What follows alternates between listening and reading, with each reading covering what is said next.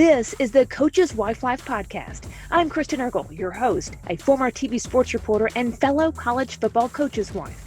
I'll go one-on-one with the strong women who are the backbone of college athletics and athletics of all levels. And now, Coach's Wife Life. This podcast is brought to you by Ruler of Hope. Ruler of Hope is a nonprofit that supports medically fragile children. If you'd like to make a tax-deductible donation, you can use Venmo at Ruler-Hope or online at rulerofhope.org. Hey there, I'm Kristen Eargle, and we have an exciting podcast ahead. But first I want to talk about something we all know way too much about, moving. Just the thought of that can bring an unsettling emotion. Well, I found a team that can take that load off your plate. It's D1 Relocation. This group can do it all. They can organize your move, coordinate with a moving company, and a trusted real estate agent. They can actually vet key household partners such as schools, insurance agents, physicians in the area. They can even help set up your Wi-Fi and water. It's incredible. So I've come to know this team, which is actually founded by a coach's wife. I think you should check it out, whether you're looking to move now or in the future. It's d1relocation.com.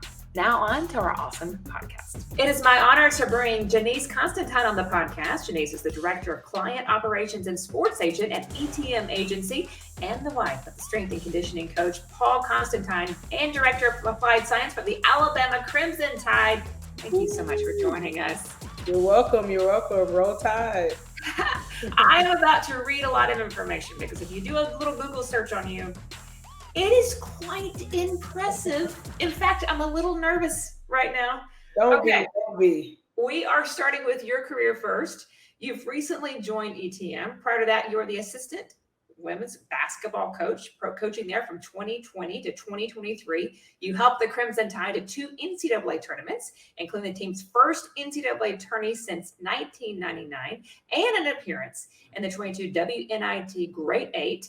You joined Alabama after spending 4 seasons at Indiana, where you helped that team set the program records for overall wins, Big Ten wins, and made the Big Ten tournament semifinals for the first time since 2006. As a player, 2004 Gatorade Player of the Year in the state of Indiana, and you went on to play at Wisconsin. Okay, I'm not done.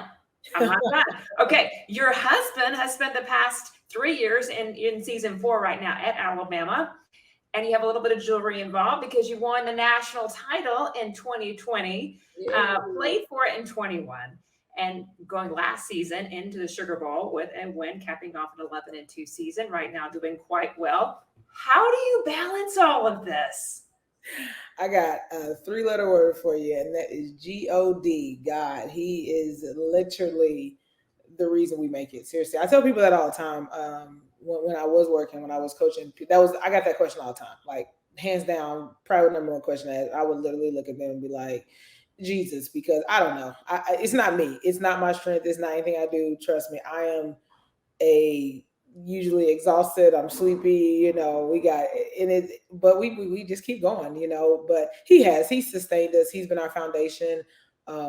It's how we keep our love strong. It's how we keep the fun in our marriage, So yeah, that's literally how we balance it all. It's not us, I promise. Like we would fall short. We'd probably fall smack dead on our face and like, you know what I mean? Everything would just blow up. But he does. He keeps us going. He keeps us loving what we do. He keeps us meeting amazing people. I love the relationships. That's probably my favorite part about sports is I love the relationships that I'm able to build. And I feel like usually when I start with somebody, like I usually can just hit it off strong and we're buds. We've met the last couple of minutes. I feel like I have a friend for life over here. No, seriously, yes. I'm sure we will be talking way beyond the podcast. Okay, so you have a couple of kids. You're balancing these 2 careers. When I think about that type of thing, I always think about these 2 must have some character traits that they have developed along the way to make them so successful. So let's talk with about your husband, because it's sometimes easier to talk about somebody else. Yeah. So what stands out from your perspective, from those types of traits that really led him to be able to coach at Alabama? Yeah, he's an extremely hard worker. He really is, but he's I'm gonna call it, I don't know if behind the scenes hard worker is the right way to say it, but he does. He works extremely hard. From the moment I've met him, He's just been dedicated to his craft. One of the things that stands out to me about him is he gets to work usually an hour early. Like it doesn't matter what they're doing. It doesn't matter if they have a lift coming up. It doesn't matter if he has a meeting or if he's just going to work. He wants to make sure he's around. He wants to make sure nobody's looking for him. If something needs to be set up or done last minute, like he just likes to be on it. So to me, that is what has propelled him um, to here at Alabama. Because even when we were at Indiana, the coach that brought him in, he got fired, and then Coach Ballou had came in, and it's always difficult, right? When you're transitioning coaches, like you feel like you have to prove yourself. You feel you have doubt, and so you go through things. Is he like me? Is he going to keep me? I'm not his guy. And we have built, I mean, that's our family now. And we love the guy that he was with previously. We still keep in touch with them. They're our family as well. But, the Blues have became our family. His wife is amazing. They're amazing with our kids. I love their kids. And so just having to prove himself and work for that. I mean, that's why he was able to come to Alabama with him, because he really is. He's an extremely hard worker. And I think that is just going to keep him going. And I think that's why he's the director now. And, I'm sure he wants a shot to be a head strength coach soon. And I'm sure it will happen. Okay, let's talk about your career a little bit. What are some of the things that you've made a priority in your life that has really been a factor in the incredible success that you've had professionally? I think, and I don't mean this to sound corny, but just truly loving people. I really think like that's helped me in treating people right. Like, and again, I don't like, not that I'm not a hard worker, not that I'm not competitive and nothing like that, but I think one of the things that I try to do in the relationships that I have that sustain me. And I can say for the most part, I feel like I still have pretty strong relationships, even going back from college to AAU days to things like that. I focus on people and loving them and treating them right and making them feel like they're the most important person in the room. Where did you grow up? And take me back to those AAU days. I have a daughter right now that's 12 years old, and she's going to listen to every word of this podcast, listen to what your kind of advice you're handing out here. But did you grow up and see this path? I mean, as a player like you were in the Big Ten, coaching, an incredible coaching career, now switching gears into the agency side of things, a coach's wife. Did you foresee this? No, I didn't. When I started playing sports, I grew up in Indianapolis, Indiana. Shout out. My brother plays sports, my dad plays sports, my mom plays sports. So we were a sports family. And then obviously having a big brother and seeing what he did, and it motivated me. I always wanted to be around him and his what he was doing. I was tall as well when I was growing up. I literally towered over everybody. So like literally my nickname in school used to be Baby Shaq. Like I literally thought I was gonna be like Lisa Lessa. I thought it was Duncan. Like I was huge. Then come middle school, everybody kind of passed me up. So that dream of being 6'5" didn't really work out too well. But I never knew what the game of basketball would bring me. But I'm so thankful it did. And I love it. I've loved my life. I've loved the decisions I've made. I've loved what it's done for me. And obviously when the WNBA came, when I can't remember how old I was. I was probably 9, maybe. I can't remember. Can't remember. But I was young enough I remember, like, it's so nostalgic now to look on TV and see like Teresa Weatherspoon is now, the Chicago Sky head coach, or looking to see Cheryl Swoops and the things she's doing. Like, I'm like, I watched you guys. And one of the coolest things for me is coming into coaching now is some of the coaches that were in the WNBA who now coach. And I'm like, I see them and it's like kind of starstruck, but you're like, she used to be a bucket. I really seriously, when Nikisha Sells an assistant at Georgia now, and I remember her in her UConn days. I remember her Detroit Shock days. And I would literally, when we were coaching against her, I'd be like, I mean, Warren was like, man, she's a bucket. She was a bucket. Like, I'm thinking about the days and stuff she used to do. Or like we saw Swing Cash when we went to a game last year in Birmingham, and Swing Cash is with the Pelicans, and I was like, yo, she was so good back at UConn. So anyway, so I just, I love what the game has brought to me and the people it has allowed me to meet, the places it has allowed me to go. So. Isn't it incredible to see where I'm veering off a little bit, but where women's basketball has grown in the last couple of years, and especially this past year? It was so fun to watch. No, it's like it is phenomenal. That's probably not even the right word to even use, but to just even last night to see what Iowa was able to do at that football stadium. I think they brought over 55,000 people to watch a women's game. Those kids to play here's the thing. I was like, oh my God, okay, triple double, Caitlin Clark in the cold. that girl's something serious, you know. Or like I remember back when I was in Indiana and our WNBA final, I mean WNIT championship game. It was almost 12,000 people there. You know, or like to watch the LSU Iowa game, or to see what Virginia Tech did. It's mind blowing. Or even just, and I know we're talking about women's basketball, but women's sports, like what Nebraska volleyball did, like it's beautiful. I love it, and I'm always gonna like support, tweet, you know, retweet Instagram, post stories about things like that. And it's also fun, like when I know the whole Iowa staff pretty well, but one of my she's a sis of mine. One of their assistants, like just to see, I'm like, oh, you're really living like the life, like that's like celebrity life. Like Caitlin Clark's being followed around. She's in State Farm commercials. My friends that are at LSU right now, like went to they went to the ESPYS. I'm like, what? Like you're literally like you're living in celebrity lifestyle right now. So it's really cool to see.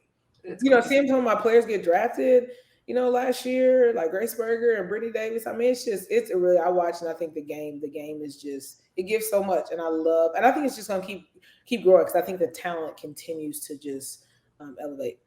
It is neat. I was definitely watching my daughter Courtney just taking it all in. It's a lot of fun. Okay. Are you guys watching the WNBA? Well, no, college. We've been watching college women's basketball as well. So it's just fun to watch, especially, you know, the NCAA tournament, just watching it. Like, honestly, we watch the men's, you know, and so that changed. And I think like, you can't miss a game. Yeah, seriously. Yeah. Okay, so how did you guys meet? How did you meet Coach? So we met back in 2000. It was the end of 2016, I think, or maybe 17. I can't remember, honestly. But it was at Indiana, and we literally were at the all staff meeting, and he doesn't remember all these intricate details. But we were walking in a serving line to get some food. I was on one side, he was on another, and it was kind of like, "What's up, Coach? What's up, Coach?" I mean, he called everybody, yeah, you know, my name's everybody's coach, right? And so that was just a very casual meet and greet. And then we saw each other a couple times passing in the dining halls, the hallways. Of course, I was always on the phone. So it was like, again, hey, coach, you know, very casually. And then we found out that we basically had some mutual friends. So one of the guys on the football staff, who my husband was close with, his wife was my high school teammate and like a sister to me. And so, you know, I think he was nudging them a little bit like, hey, you know, the women's basketball coach, you know, and then of course, you know, girl talk. And, you know, I'm talking to one of my girls. I'm like, ooh, that guy through lunchtime was kind of fine. She's like, you know, we're nudging each other like, you want somebody to say something? I'm like, no, girl, I can't be looking thirsty. Like, no, we can't, nobody gonna say nothing. He don't approach me, no, you know. And so a couple interactions later, a couple, you know, meeting passes, I say, they weren't even meet and greets. I said sometime he sent me a Facebook request, and it was like, and I had two Facebook accounts at that time, and he sent it to my professional one. Okay. And so I didn't really check that one all the time. So I was like, and so I actually took the first step after he sent the friend request. After I accepted it, they were about to play. I'll never forget. They were about to play Purdue. It was Thanksgiving weekend. I'm like, hey, good luck. You know, this weekend. I'm just, you know, gotta say good luck, right? I was saying to any coach, I wasn't, you know, and then he responded back, and then one thing led to another. We had a game coming up. I invited him to our game. He came. And then after he came, we kept going back and forth on Messenger. He was about to go home for Thanksgiving. No. His family was coming in town for Thanksgiving.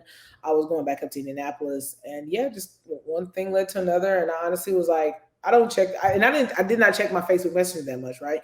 And so I wasn't even trying to like throw him a bone or whatever. I literally was like, hey, I don't check this a lot, because I think I had went like an hour or two without responding. I was like, I don't check this a lot.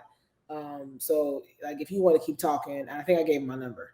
And right away he sent me a message, and literally from that day on, when I say we literally did not miss a beat talking, like, and he was really good. Like, it wasn't just texting, like he would pick up the phone and call. And if you know my husband now, it's I tell him, you was playing for real. He is the biggest introvert ever. So talking on the phone for him is like pulling teeth. Like, he does not want to talk on the phone. So knowing that he made those sacrifices, we saw each other every day. We talked every day. Like, he made a lot of intentional, you know, moves, I would say, to win me over. Wow. Those were the fun days, right? But not every day you feel like it's a big win. So what would you say now, looking back with the past several years, you're married, you've been at different places. What's some of the toughest adversity you faced, and what did you rely on to get through those moments? Again, I'll go back to my faith. It is really, really important to me, and it's the foundation of why I make certain decisions. And so, some of the obviously, I think some of the toughest things that we go through is some of the moves that we make. Leaving Indiana was really, really hard for me. It was really, really hard. We left in the middle of COVID. I didn't know what I was getting into. I was leaving a dream job. Seriously, I could have still been there. I was close to my family. We had just had our first son. I'm 45 minutes up the road. We're winning. We're building this thing. I mean, they're still They're still building it. I mean, they're not even building now. They got it. It's there. They won the championship. They won the Big Ten last year, and so Coach Moore is doing a phenomenal job. So yeah, so leaving was difficult. So that's probably one of the toughest things we've been through was just that fear that I mean I literally was like I moved down here to Alabama. I did live in Auburn for a year. I was a GA there. So I've been to Alabama before, but now I'm like, I'm leaving my career. I'm leaving. I'll be honest. I'm leaving good money. Like we went. I mean, let's just. We went down to having one car. I had to give back my dealer car. Like we bought a house for the first time. It was again. It's COVID. Who knows where the world's going? Like it was just a lot. And I was staying at home with a child. And I'm like, I don't do this. I don't what? Staying at home. I have no car. Like we're outside. Like, I'm just like, oh, okay. What is this?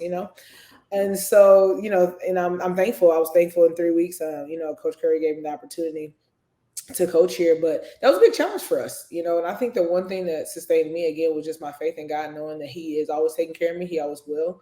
And I believe in that. And I believe in my husband. I believe in my husband, and I believe in my husband because I believe in God, and believing in God allows me to believe in the man that He placed for me. You know what I mean? To handle his business, to take care of our family, to make sure we wouldn't go without. Again, he was working hard. And I think that the one thing that gets us through is just our communication style. I think we do a really good job. It's hard. It's difficult. Don't get me wrong. I truly am understanding. Now we're in year 5, and I'm truly understanding now why people say marriage is work. And I like to say, but I also like to add, but it's like it's fun work. It's intentional work, and I think that's the biggest thing. It's intentional work. I don't like how people make it a negative connotation of marriage and work, because I feel like you turn people off from like wanting to be married. And marriage is so beautiful. I would not want to do life with anyone else, and I would not want to do life by myself anymore now that I have my husband. But I understand now when they say that it's work. But I think our ability to communicate with each other through the good, the bad, the ugly, the hard, the sad, allows us to make it over different humps and phases in our life. Well said. I think that would be very tough what you walk through, which is following his career when you have this incredible career. And I don't know the exact story is that you probably weren't guaranteed a job at your next spot. I mean, No, like not at all. No, not. I literally like when I came here, I was like, oh, I'm about to be a stay-at-home mom. I was looking up like tutoring online. I'm like, what can I do? But at that time, still serious. I'm not sure. We still had one car, so I'm like, I can't go anywhere. And I'm like, it was just, oh gosh, Lord have mercy. Those 3 weeks were a challenge. We got that seriously. We didn't have internet right away when we moved down here. So like I couldn't even like stream Netflix. Like we're popping in DVDs, Blu-rays. Like it was, oh man, there's my little 8-month-old baby, just this without a care in the world, just as happy as can be, loved, and it was the unknown. I'm telling you, it was the unknown. it's a step of faith for you too as a person. That is so hard. No, I'm on the absolutely, business side from a absolutely. career side, not as prolific as yours, but dying to yourself for that common goal of what you feel like God's called you to is not always easy every single day. How do you guys decide with 2 involved careers which step you take? Well, we had talked about this in dating because we was like, okay, we're both in coaching. This is a crazy profession. I had got a couple, I guess offers, if you want to say, throughout, we were dating and when we first got married to go other places, but I knew I wanted to be in Indiana. I was happy there. I loved who I worked for. And again, I'm 45 minutes from home. Like you just don't get much better in this career than what I had. I mean, PJ came to work with me every day. I mean, seriously, I had it made, and so, but we knew a couple things. We knew we didn't want to separate. We knew we didn't want to live separate from each other. So we decided that early on in dating. which I tell people all the time, I knock nobody that does it though. I think you have to do what works for you. You do it. I know people who do it and thrive still.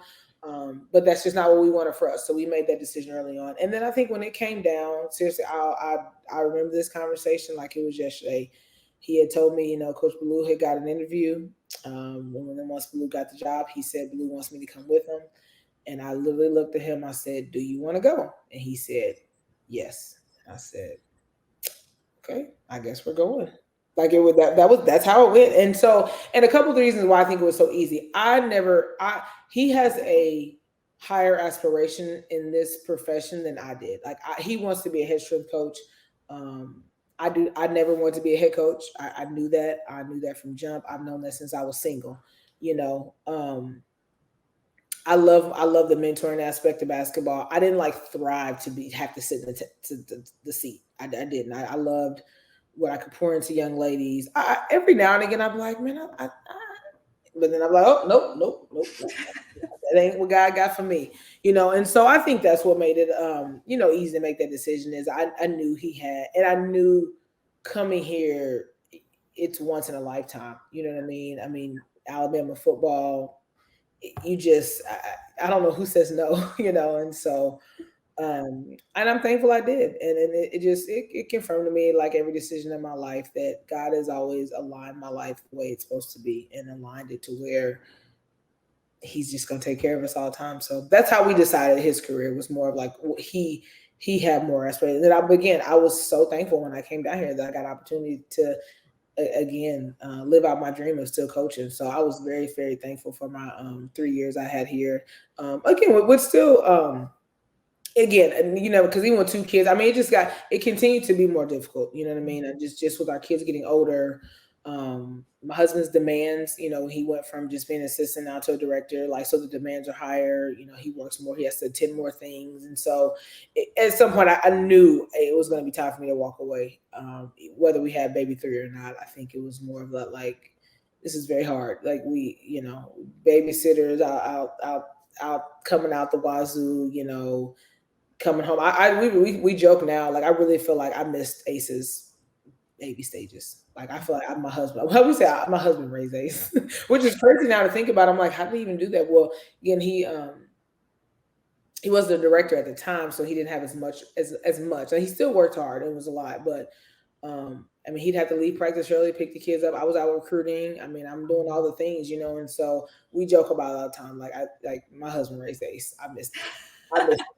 I think that's why I'm soaking up everything now with JoJo's, because I feel like I missed that with Ace, Yes, and you just navigated another change, which is you decided to leave coaching and go into the sports agency side. I mean, walk me through that decision, and then what stood out to you about ETM?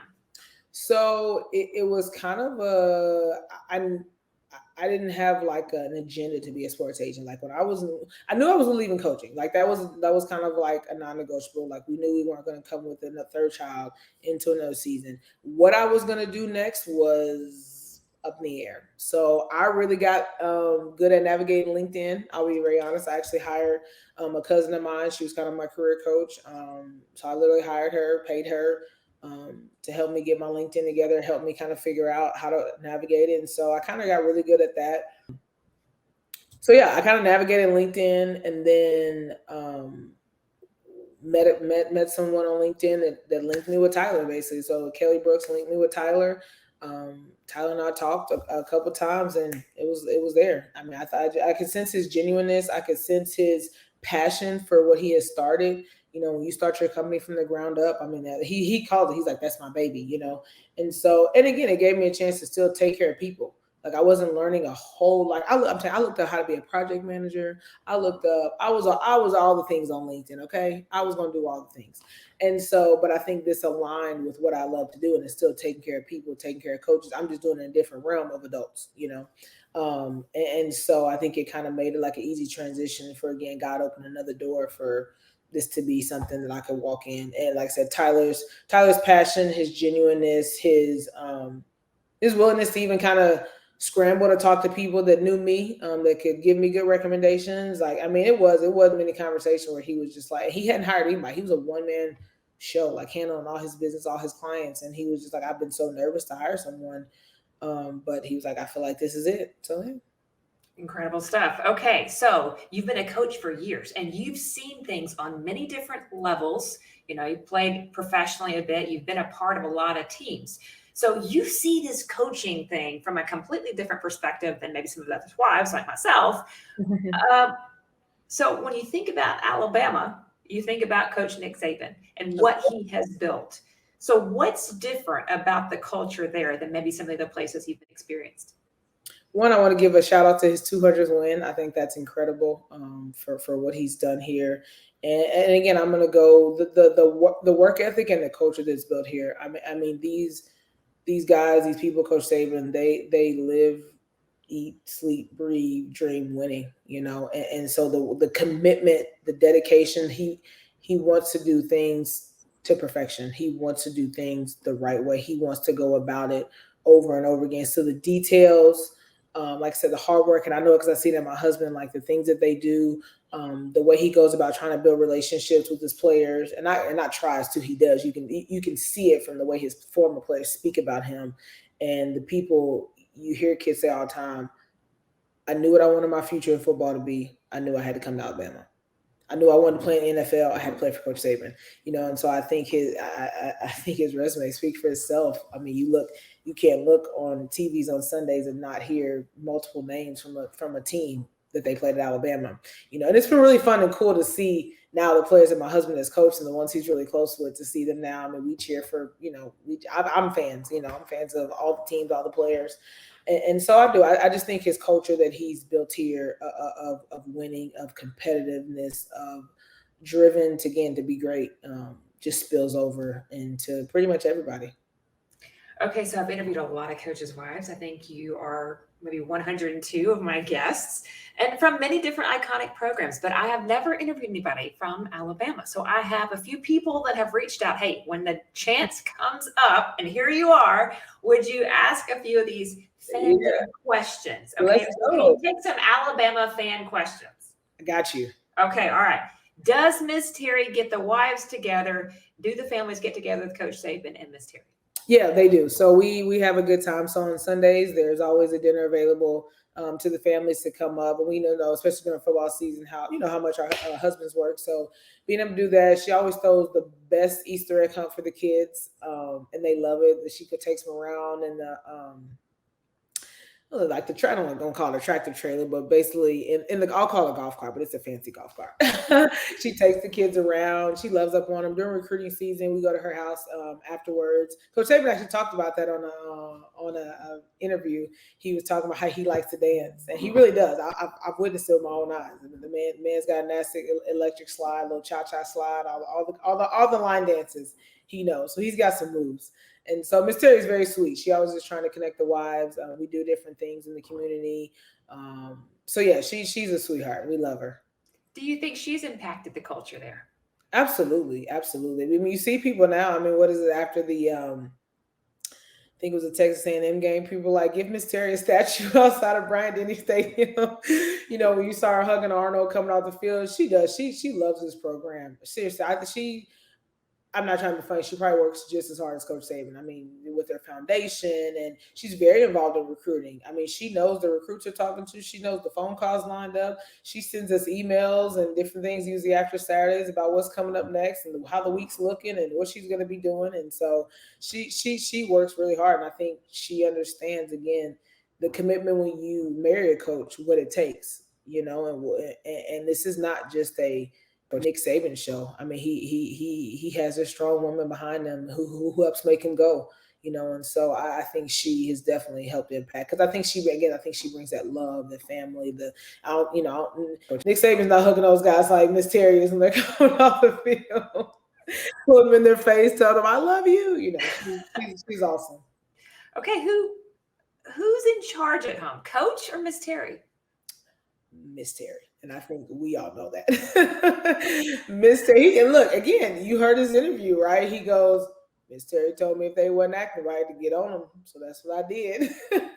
So, no, I think Miss Terry's calling the shots. And I think Coach Saban, I think he knows that he keep her happy and things will roll smoothly. Okay, let's talk about your kids and how you're going to navigate this. I'm very interested to hear your answer to this. I've mentioned multiple times I have three kids, but two of them will play sports one day. Um, and how do you navigate, especially pressures like you, who have seen it at such a high level? Have you thought about how you're going to approach some of these expectations and pressures that coaches' kids do have on them? Yeah, I do, and look. I always say it's always easy to say what you're gonna do now when you're not in it, you know. And I don't think right now. So PJ is involved. He's doing soccer right now. I just signed him up for taekwondo. We're gonna do basketball after that, and then in the summer they did tumbling. And last year PJ did soccer. Ace is not old enough. As soon as Ace gets old enough, signing him right up. But he loves it. He loves going to practice and watching, and he tries to get out there. I have to kind of rein him back because there's the big boys and girls out there, but I really truly I pray with all of my heart that I will allow them to choose what they want to do, and they will only do it if they're having fun, and they will only do it if that's what they want to do. But and I say that what I mean. The good, I will say this: the only rule is you have to do something. Like we're not going to just sit around on the couch, so you got to do something. But maybe that won't be sports. Like maybe they're going to get involved and they're going to. Ooh, it'd be hard for me not to have no sports in the house, but that's what I say that now. But you're gonna do something, and you're always gonna start whatever you finish.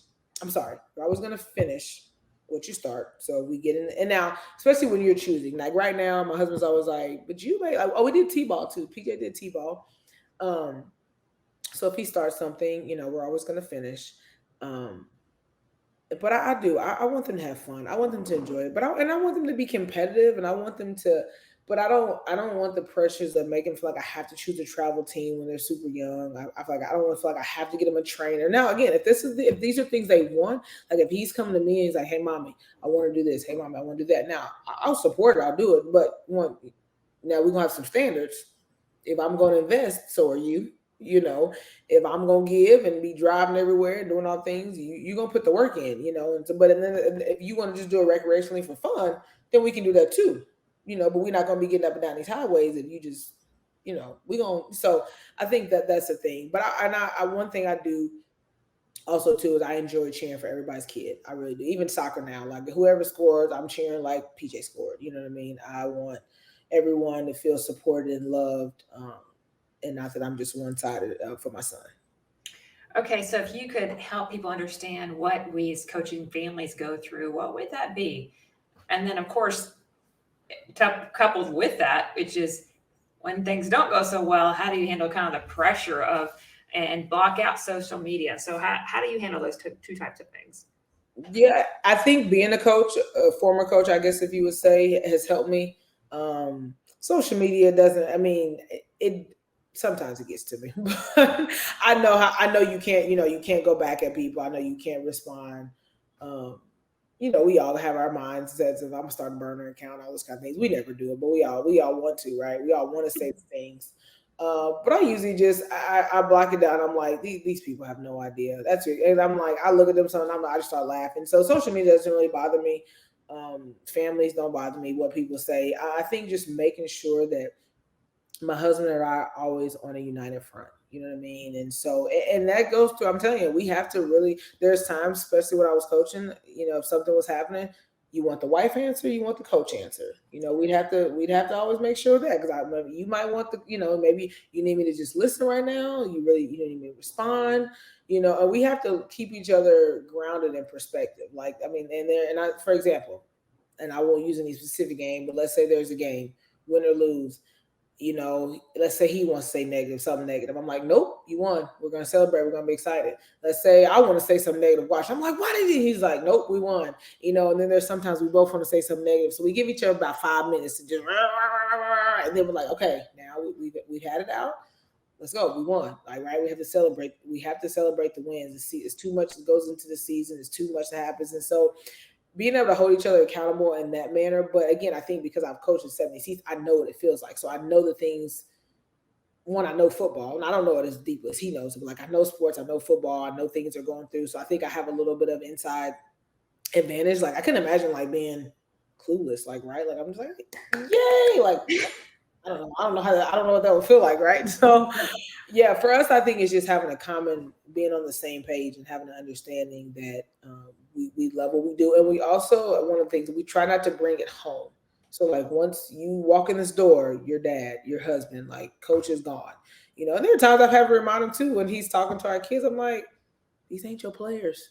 They not 20. Why are you talking about four? Why are you treating a 4-year-old like he should know what's going on?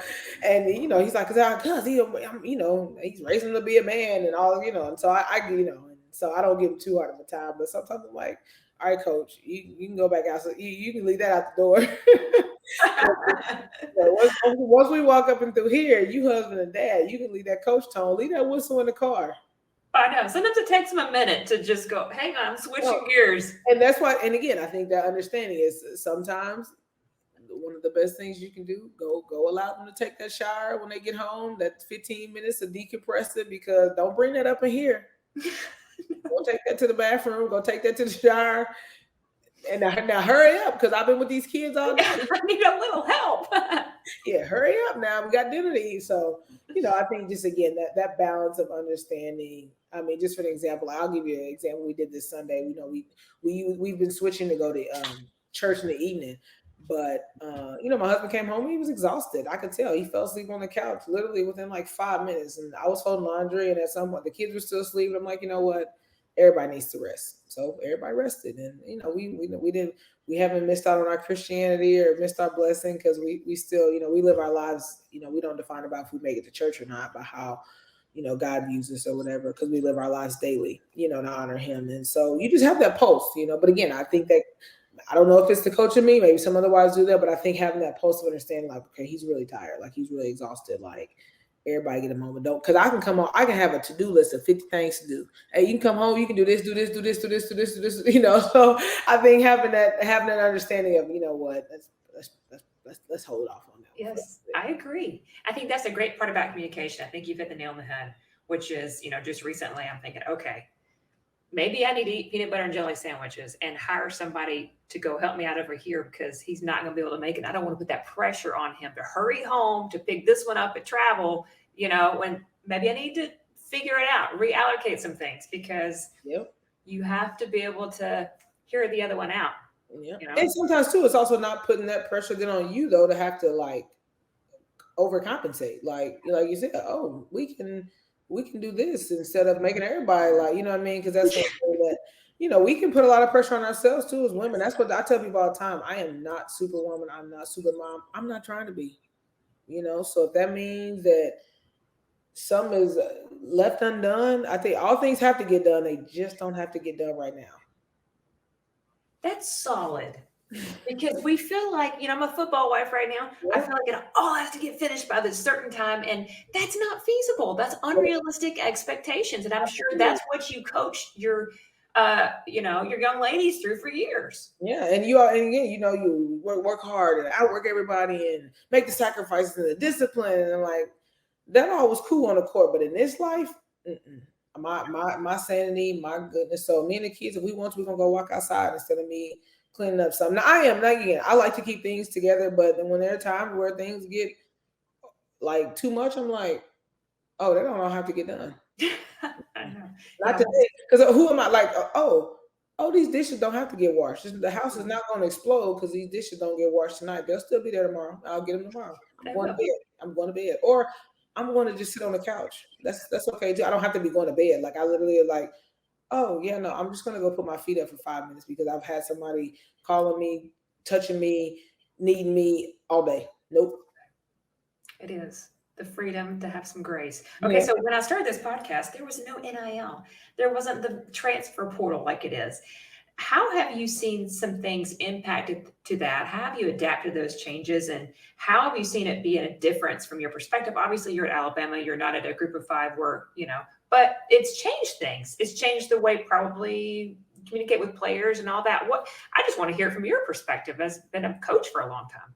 Yeah, it was difficult. It got to be difficult because again, you feel like you're going outside of what the beauty of the sport is and what you used to be at a coach, and so now you're having conversation with people, and their first question is you're talking to, well, how much can you give me? Well, how much? It's like, what? That's what we doing now, and I don't, I try to tell people all the time, I don't knock you wanting to take care of yourself, and I don't knock what it was intended for, but it's gotten away from a little bit of name, image, and likeness, and now we shift. Sometimes we'll pay to play and all that kind of stuff, and it's like, oh, just give me this, and oh, you don't want to work for it, you don't want to do nothing for it, oh, you think, oh, everybody think they're supposed to be Caitlin Clark, Angel Reese, Mackenzie Holmes, then you're supposed to just be up there. Don't work like that, and so it shifted a little bit, but I think you had to remain, you had to learn to adapt. I will say that if you want to continue to thrive and stay up there and stay, you adapt or you get left behind, and so I think that's one of the things that but you can hire people to do that. That's where a lot of these skills are.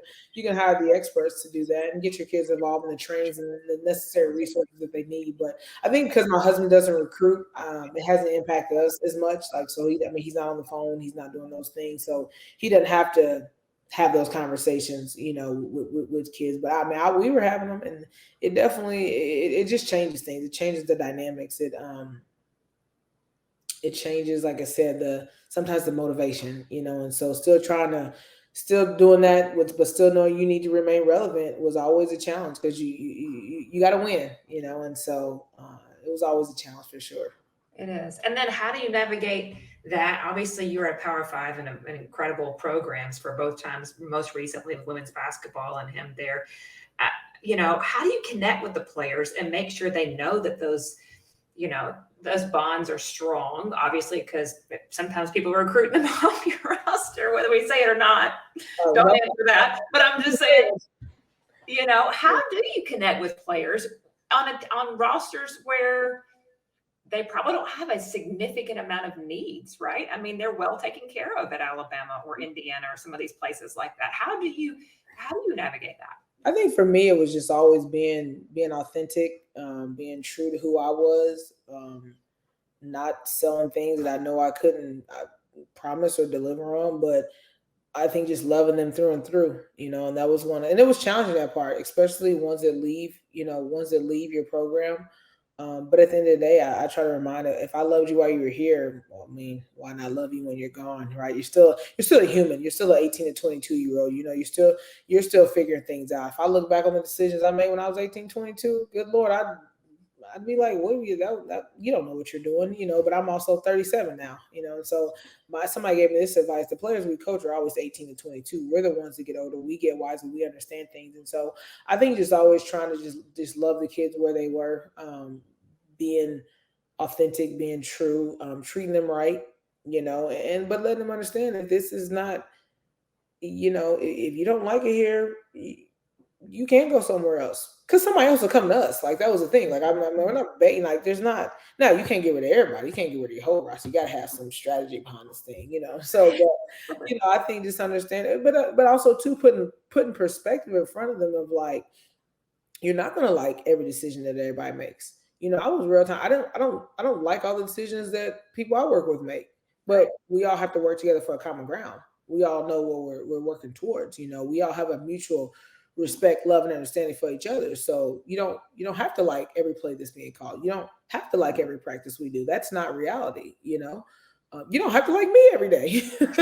You don't have to like what I say, but it's coming from a good place. It's to push you to be the best you want to be. And so I think just having that open, I think they could sense and understand, that I was being genuine, and just being there for them when they need to talk, listen, like. And there are times, and they be like, "Coach, I know you gonna think I'm being soft," and I'm like, "Yeah, but I'll still listen. What's up? What you got going on? Talk to me. Come on." It's okay. We'll work through it. Then it was my job to maybe reel them back in a little bit. But then again, understand, I think being a mom helped me do this. Understand that post, sometimes it's not soft. Sometimes they really are having a hard time. Sometimes they really are struggling with something. And so I never want to minimize any feeling or emotion that somebody's going through. I'm here to listen. I'm here to help you get through it.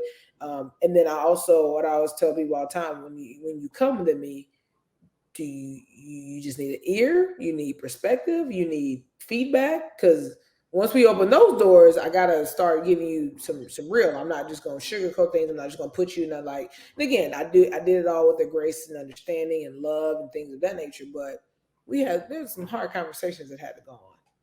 Okay, so what types of conversations do you two have, or what ways do you stay connected during the season? I know there can't be many hours, especially with three kids. So, how do you manage this, especially in the fall? So one of the things that we started last year. Now, again, I say this with give me grace because we are not perfect at this and we miss our times. But we started having what we deemed family meetings on Sunday nights. So once we got the kids down, it was our time to sit on the couch together, uninterrupted, phones down, TV off, and we would just talk. And everything was on the table. Anything, and I will be from marriage to what goes on in a marriage, if you know what I mean. To how we can connect. To am I doing things that you don't like? Is there anything that I'm doing that's getting on your nerves? What's the schedule? That would be with the schedule. That was big for us when I was working. So what's going on? Just the logistics. Who's picking up who on Monday? Who's dropping off who on Tuesday? Who has a doctor's appointment this week? Who has a dentist appointment this week?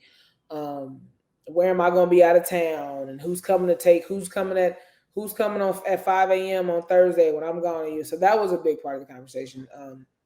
So that was our thing, and we still try to do that. Again, three kids has definitely brought a challenge because JoJo still is up in the air with his sleep, and so Sunday nights when we get the two kids down, the older ones, he may still be up. But we have had a meeting with him still awake sometimes, but that is the one thing we have tried to do. We don't get as many date nights in as we like. I'm hoping by weekend maybe we sneak one in. Um, but JoJo still might be with us because him and Bottles right now ain't their best friends. So I'm four top suppliers. So, but maybe we get those other two out of our hair. But Okay, do you get any downtime at all? be that just trying to communicate that intentional time on that Sunday to really spill each other. And then we also we prioritize family dinner. So again, and now we eat a little later. Like, we don't really eat till about 6:37 every night. So, but we try to leave our phones up and away and just take our time to connect with the kids and just be together. Very, very important. Do you get any downtime at all? Depends on how downtime is framed. Right now, I'm working from home, but I keep JoJo at home with me, and so even when he naps, now I'm working. I mean, again, maybe once all the kids go down to bed, I may take a little time to myself. I try to work out, but again, my workouts a lot of times include them. Like if you follow me on Instagram, you Mhm. see that they're oftentimes involved with me, but it's okay. I'm honestly I'm at a stage in my life, and I accepted that. I mean, my kids are my priority. And so if that means that my downtime is 5 minutes, or my downtime is just my cup of coffee sipping in the morning, I'm okay with that. I really am. I'm truly okay with being 100% invested in my kids right now. It is exhausting, trust me. And I've had, again, communication with my husband sometimes. When he comes home, and I'm like, baby, you have to understand. Like, I literally haven't had a break all day. Like, I keep a kid at home with me. Like I literally haven't had a break, and so yeah, I may need you to do bath all by yourself. And but usually even then I'm still doing something. I'm fixing to I'm picking out what they wearing tomorrow, but at least I don't have to have no kid. Like, you go do bath, let me go do. I don't mind that. I don't mind picking out what they wear. You go, so just that communication alone. But I don't get much downtime right now. And I say that truly and genuinely. Like, I'm okay with that now. I just feel like we're all at different stages of our life, right? Like we all are at different places, and I'm okay in the place that I'm in right now, and that's I give all I got, to my kids, because they're gonna come a place where, again, when they're and I look forward to those times too. And so I know a lot of times people that's not what everybody wants to hear. Everybody's like, you gotta have your self care. And I do it. I'm on, I have my different versions of my self care, um, but I'm okay being invested, into my kids right now. You've been a college basketball coach. You've been a stay-at-home mom, working mom. Is the mom piece as hard as being a single basketball coach? 100%. If not more difficult. I think because here's the thing. I think the difference is, ball, like, sports, like, you know how to scout, how to recruit. There are some unknowns that come up. Motherhood is full of unknowns. Motherhood is full of uncertainties. Motherhood is full of, I'll just say it, like, WTF moments. Like, you know what I mean? Like, they just really are. Like, you're really lost at times. Like, you're really confused at times. you're always doing checks and balances on yourself. Was I a good mom today? Was I a hard mom? God, I shouldn't have yelled at PJ today. God, Ace is only 2. I should have been more kind. Like you're just you're constantly questioning yourself. And that's where I think a good tribe comes in. Michelle Obama used to call it a kitchen table in her book, and I think that's very important. I think that's where your circle, your unit really comes in and helps you. And I have a few of those people in my life that help me with that. And so motherhood far harder than being a basketball coach. Again, basketball again, you know it. Again, are there things that come up that you have to figure out? Yeah, but I didn't usually go home questioning was I a good basketball coach every day. Now I had my moments, Right. but every day I evaluate myself as a mom. And there are a lot of times I give myself a pat on the back because I think I'm a darn good mom. You know what I mean? So I don't say that to mean that like I'm thinking I'm like a terrible mom or anything like that. I try not to let I have bad mom moments. I use other words sometimes, but I have moments where I'm not proud of, and that's where I really feel like I try to be transparent to my kids with, like, mommy had a bad moment. I'm sorry. I really, and I asked PJ, do you forgive me? And he's still learning all what that means. And, so it's funny. I tell him that when I ask him to interpret, I'm like, well, sort of, kind of. We'll go with that for now. But just trying to always teach and communicate and be transparent with my kids within that manner. And that's what they remember for sure. Okay, if you could relive one moment as a coach's wife, your best memory, what would that be?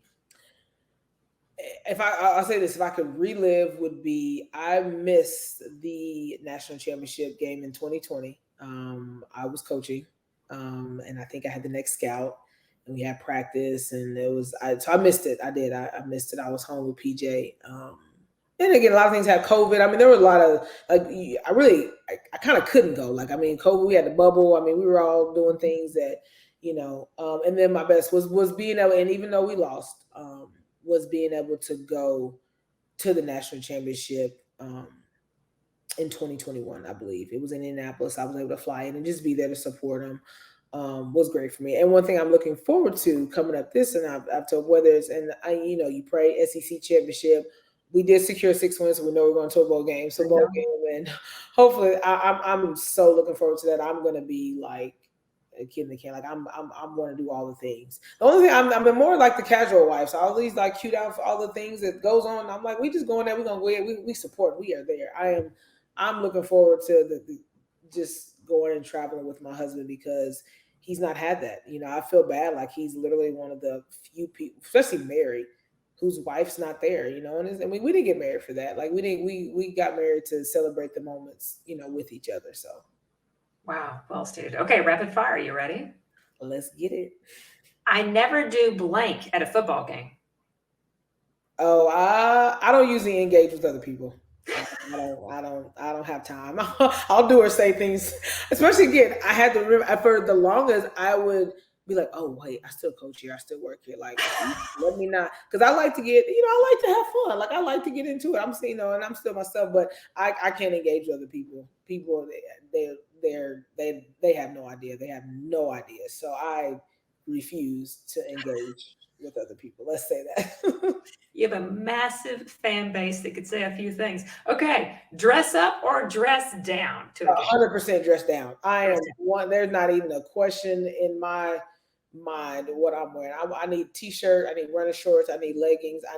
I don't even want to wear my best shoes because I am in all the things, cheering, up, dancing, walking around. I don't want my feet hurting. I'm going to sweat. Like I'm literally going to be sweating, and so, yeah, I'm a dress down girl. All the time. If you go look, especially if you look back on our most of our maternity pictures, we call ourselves the casual Constantines. We are, and again, I know how to get cute now, but we casual over here. Favorite college football atmosphere outside of Tuscaloosa? Favorite college atmosphere, I would have to say this. This didn't have to be football, right? I can go. Okay, all right. Any atmosphere outside of? I really enjoyed the IU men's basketball games. I really did. Those were a lot of fun, especially some of the rival games in Assembly Hall. Again, I grew up in Indiana. You know what I mean? So I knew seeing that stuff on TV, what it was like. And so from a football standpoint. I mean, from a basketball standpoint, the IU football games. And I'll go back, and then outside of Alabama, I used to love our football game days at Wisconsin when I was a player. I thought it was the coolest thing. Fourth quarter jump around. Oh my gosh. Like, who didn't live for jump around fourth quarter when that started? So that was always very cool for me. My claim to fame. I was a glamour girl, top 10 women of like all times when I was in college. I'm in the magazine and everything. Yeah, it's top 10 college women. It was basically you got that award for making an impact in your line of profession or just in the world. So yeah. I love it. Okay. So yes, I always tell people I'm a glamour girl. Glamour girl. You get a night alone. What show are you binge watching? Ooh. I am actually right now. What show did I just? Oh my gosh, why am I drawing a complete like? I just started Suits. Oh my gosh, what the lawyer movie? Lincoln Lawyer. I will say that I got involved with that show, but it's on a break right now, so I don't know if that counts. Because if not, does that count? 100%. We'll go Lincoln Lawyer. That was Lawyer. There you go. Okay. What's your go-to meal to cook? Right now, tacos all day long. Like it is, and we can make a lot of things out of tacos. We can make crunch wrap out of tacos. We can make hard tacos. We can make soft tacos. We are a taco family. I make it probably every other week. Literally, tacos is being made probably, and my husband loves it. Like that's the one thing about it. He's very simple, very like he doesn't care. I'm like, we doing tacos? He's like, yep. Perfect. What would be your walk-up song? Hard in the Paint by Waka Flocka. That's always I do everything hard. Like I do motherhood hard, I do wifing hard, I do my life hard. As a player, when that song came on, I was like, we go hard in the paint. So that got me going. I felt like I was gonna get a double every time if I heard that song. Like I was guaranteed a double. This has been so much fun. Thank you so much for your time. Everyone go follow her on Instagram. Absolutely. Roll Tide, thank you so much. I appreciate you. It's an honor, seriously, to be on. This podcast is brought to you by Ruler of Hope.